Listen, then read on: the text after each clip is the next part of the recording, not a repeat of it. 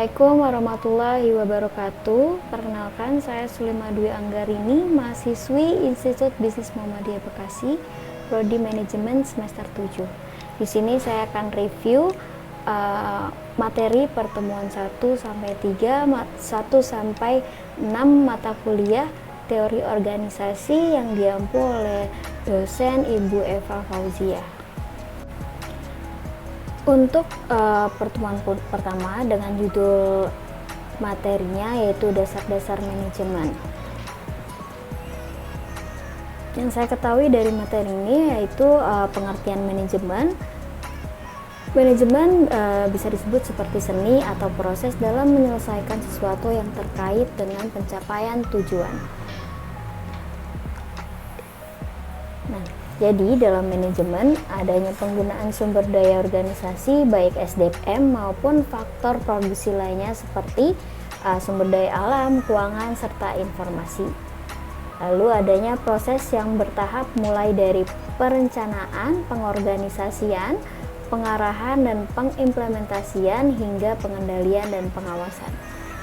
Lalu dalam manajemen juga adanya seni dalam menyelesaikan pekerjaan. Manajemen juga memiliki fungsi, yaitu fungsi perencanaan, fungsi perorganisasian, fungsi pengimplementasian, dan fungsi pengendalian dan pengawasan. Ini saya jelaskan satu persatu. Fungsi perencanaan atau plan yaitu upaya untuk antisipasi kecenderungan di masa datang. Jadi dalam manajemen di sini plan itu diperlukan. Kita harus merencanakan atau memplanningkan sesuatu di masa akan datang kayak gitu. Lalu organizing itu dapat diartikan seperti bagaimana strategi dilaksanakan dengan kondusif dan semua pihak terlibat dalam pelaksananya secara efektif dan efisien.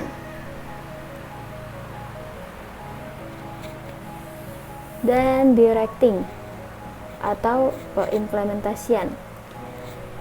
Proses implementasi program agar bisa dijalankan oleh seluruh pihak dalam organisasi serta proses memotivasi agar semua pihak dalam menjalankan tanggung jawab dengan penuh kesadaran. Controlling atau pengawasan.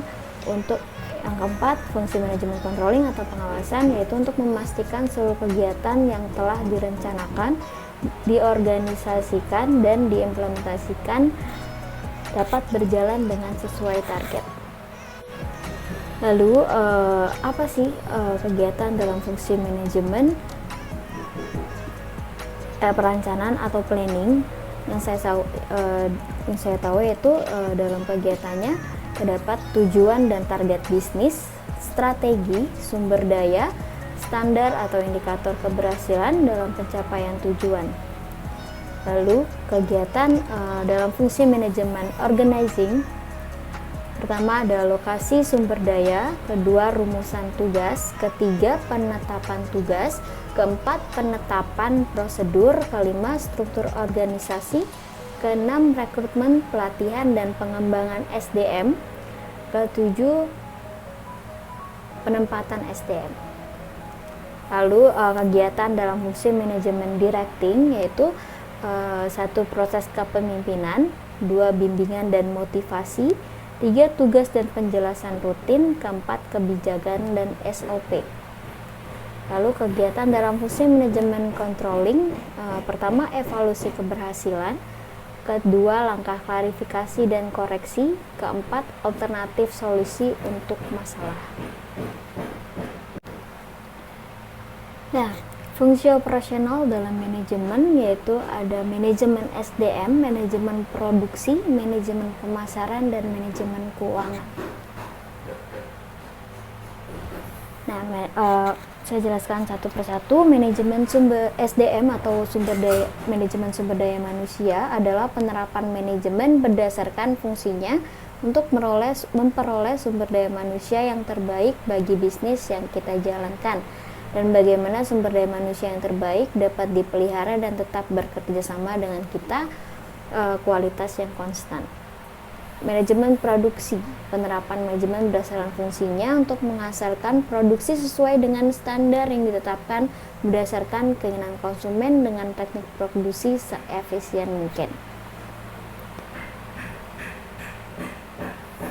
Manajemen pemasaran, kegiatan manajemen pemasaran berdasarkan fungsinya yang pada intinya berusaha untuk mengidentifikasi apa sesungguhnya yang dibutuhkan oleh konsumen dan bagaimana cara pemenuhan dan diwujudkan, seperti survei konsumen, produksi, penjualan, dan distribusi barang.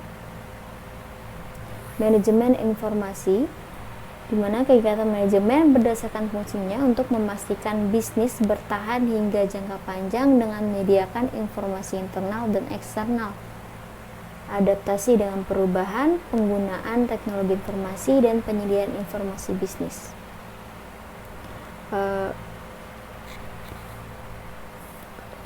Sekian untuk materi pertama, kita lanjut ke materi kedua. Ya, untuk materi kedua, judulnya yaitu manajer dalam kegiatan manajemen.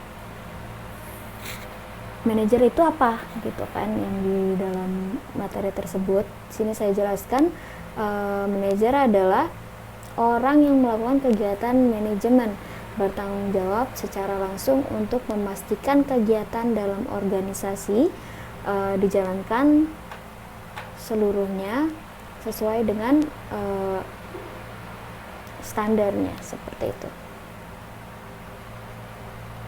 Nah, di sini keahlian-keahlian yang harus dimiliki oleh manajer yaitu memiliki teknis dan komunikasi konseptual dan pengambilan keputusan.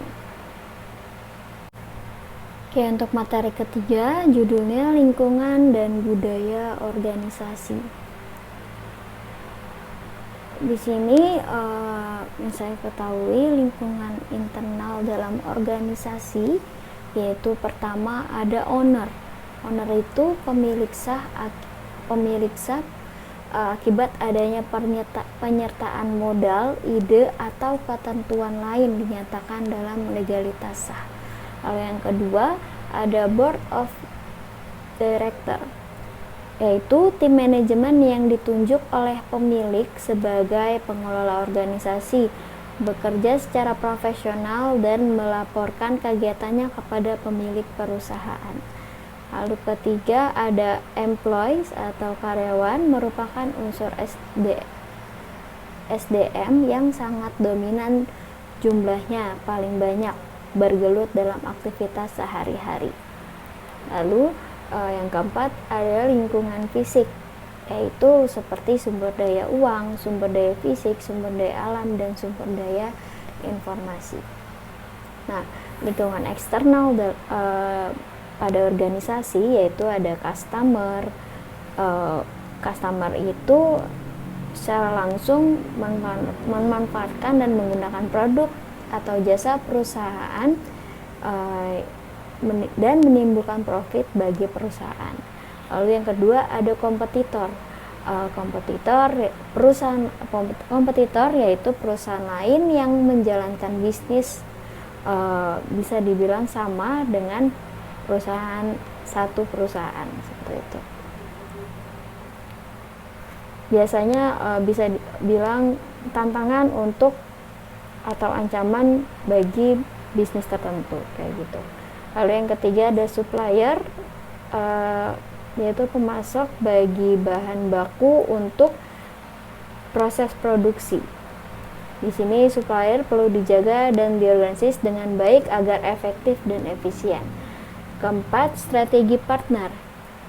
Strategi partner yaitu perusahaan lain yang menjalankan bisnis berbeda tapi jadi mitra yang menguntungkan kedua belah pihak. Nah, yang kelima ada regulator, yaitu pihak yang berkepentingan dalam menciptakan kegiatan bisnis yang aman, adil, seimbang. Contohnya seperti OJK untuk perusahaan keuangan. Lalu yang keenam, pemerintah. Tiap perusahaan perlu memahami arah kebijakan yang diambil pemerintah, dampaknya bagi kegiatan bisnis dan peluang yang timbul, seperti itu. Oke, untuk materi pertemuan 4 yaitu tanggung jawab sosial dan etika manajemen. Di sini strategi pengelolaan tanggung jawab sosial perusahaan ada dibagi menjadi 4 strategi yang saya tahu, yaitu strategi reaktif, di mana strategi ini cenderung menolak tanggung jawab sosial atas perusahaan terhadap lingkungan sekitar, seperti itu. Nah, yang kedua, defensif, yaitu strategi cenderung membela diri dalam menghindari tanggung jawab sosial. Dan strategi akomodatif, yaitu melakukan tanggung jawab sosial untuk menghindari tekanan dari masyarakat. Yang keempat, strategi proaktif, yaitu mengambil inisiatif dalam tanggung jawab sosial, membentuk model industri yang bertanggung jawab sosial, seperti itu. Untuk etika manajemen, di mana dalam suatu manajemen harus memiliki etika. Etika itu sendiri itu berarti keyakinan akan apa yang dianggap baik dan buruk, seperti itu. Contoh nih untuk beberapa isu seputar etika, yaitu narkoba, korupsi, pencurian, quality control, penyalahgunaan informasi, penyelewengan pencatatan keuangan, penyalahgunaan aset perusahaan. Lalu ada PHK, polusi lingkungan, persaingan tidak etis, penggunaan SDM di bawah umur, dan hadiah atau suap. Itu contoh-contoh atau beberapa isu seputar etika yang bisa dibilang buruk, ya, yang tidak boleh dilakukan dalam manajemen, seperti itu. Oke, untuk materi terakhir berjudul manajemen strategis perusahaan. Ya, pengertian strategi. Strategi adalah rencana komprehensif untuk mencapai tujuan organisasi. Strategi dimaksudkan untuk mempertahankan keberlangsungan organisasi dibanding para pesaingnya. Nah, komponen strategi pertama, kompetensi yang berbeda, yaitu kelebihan atau nilai unik perusahaan dibanding kompetitor. Yang kedua, ruang lingkup, yaitu lokal, regional, serta internasional adalah salah satu contoh ruang lingkup organisasi. Yang ketiga, distribusi sumber daya, bagaimana sebuah perusahaan memanfaatkan dan mendistribusikan sumber daya yang dimilikinya dalam menerapkan strategi perusahaan. Nah, itulah yang saya ketahui dari materi-materi yang dosen sajikan, seperti itu. Saya ucapkan cukup sekian dan terima kasih. Wassalamualaikum warahmatullahi wabarakatuh.